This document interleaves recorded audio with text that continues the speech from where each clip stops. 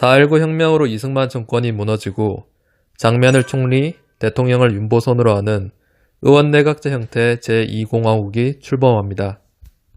하지만 제2공화국이 출범한 지 1년이 채 안 된 1961년 5월 16일 소장 박정희를 중심으로 한 쿠데타 세력이 반공, 친미, 경제 재건을 명분으로 삼아 군사정변을 일으켜 정권을 장악합니다. 이를 5.16 군사정변이라 합니다.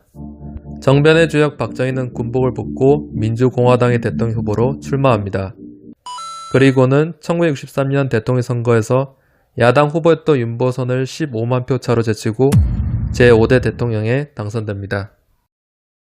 1967년 대통령 선거에서 야당 후보인 윤보선을 또 한 번 누르고 재선에 성공한 박정희는 세 번째로 대통령을 하기 위하여 삼선 개헌을 강행합니다.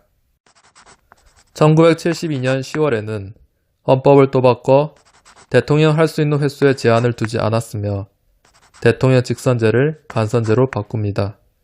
박정희는 자신이 바꾼 헌법을 새롭게 한다는 뜻의 유신을 붙여 유신헌법이라고 명명했습니다.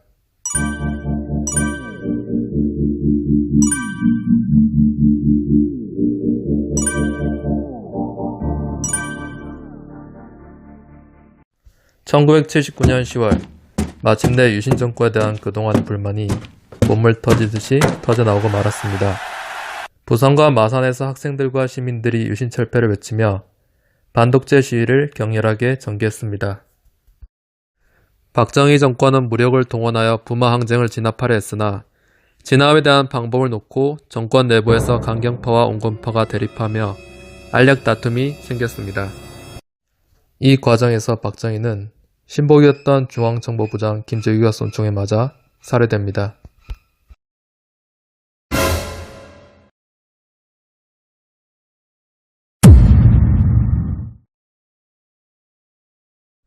전두환은 5.16 군사정변 때 박정희를 지지하여 박정희의 신임을 얻게 됩니다. 박정희 대통령이 피살된 이후 전두환은 해당 사건에 대한 합동수사를 맡습니다.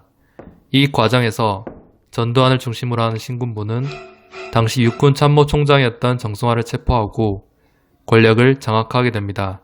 이를 12.12 사태라고 합니다. 신군부의 정권 장악에 맞서 1980년 5월의 봄날 서울역 광장에 10만 명이 넘는 학생, 시민들이 모여 민주화를 외쳤습니다. 시민들의 바람과는 달리 정권을 장악한 신군부는 5월 17일 자정을 기해 비상계엄을 전국적으로 확대합니다. 이에 따라 모든 정치활동이 금지되고 대학에는 휴교령이 내려집니다. 1980년 5월 18일 전라남도 광주에서 민주화를 요구하는 대규모 민주화 운동이 일어납니다. 전두환은 시위를 진압할 계엄군을 광주로 보냅니다. 전두환의 군사 독재에 맞서 일어난 시위는 계엄군과 시민군의 총격전으로 발전합니다. 시민군은 곧 진압되었고 이 과정에서 수많은 사상자가 발생합니다. 5월 18일부터 27일까지 9일 동안 계속된 싸움은 계엄군이 전라남도청을 공격해 강제로 진압하면서 끝이 납니다. 군인들이 광주 지역을 봉쇄하고 언론을 통제하여 당시 다른 곳에 사는 사람들은 광주에서 무슨 일이 벌어지고 있는지 전혀 알지 못했다고 합니다. 당시 신문과 텔레비전에서는 폭도들과 빨갱이들이 날뛰는 무법천지 광주를 우리 용감한 군인들이 진압하고 있다는 식으로 사건에 대해 보도하였습니다. 5.18 민주화 운동은 독일 기자였던 위르겐 힌츠펜터가 위험을 무릅쓰고 광주에 들어가 민주화 운동을 취재하고 이를 독일 방송에 내보내면서 세상에 알려지게 됩니다.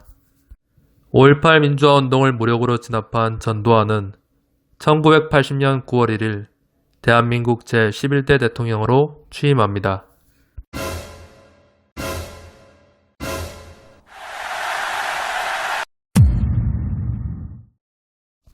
1987년 1월 경찰은 민주화운동에 참여했던 서울대학교 학생 박종철을 불법 체포하여 고문하다 사망에 이르게 하였습니다.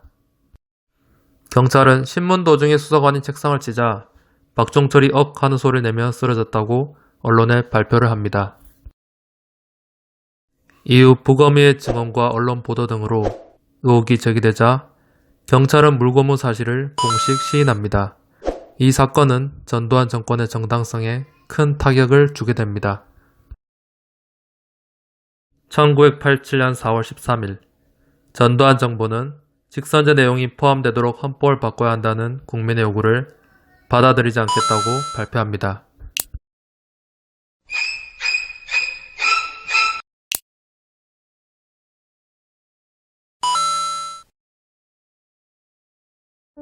이후 이어진 시위 과정에서 연세대학교 학생 이한열이 경찰의 쏜 최루탄에 맞아 사망한 일이 발생하며 국민들의 분노와 민주화 열망은 극에 달합니다. 산발적으로 전개되던 민주화 투쟁이 전국 곳곳에서 일어나게 됩니다. 6월 10일 전국 18개 도시에서 시민, 학생, 노동자들이 길거리를 뛰쳐나와 독재 타도를 외쳤고 넥타이 부대로 불리는 직장인들도 시위에 대거 참여합니다. 이를 6월 민주항쟁이라고 합니다. 국민들의 거센 저항에 마침내 6월 29일 당시 여당 대표였던 노태우는 직선제를 포함한 민주화 요구를 받아들이겠다고 발표합니다. 이것을 6.29 선언이라고 합니다.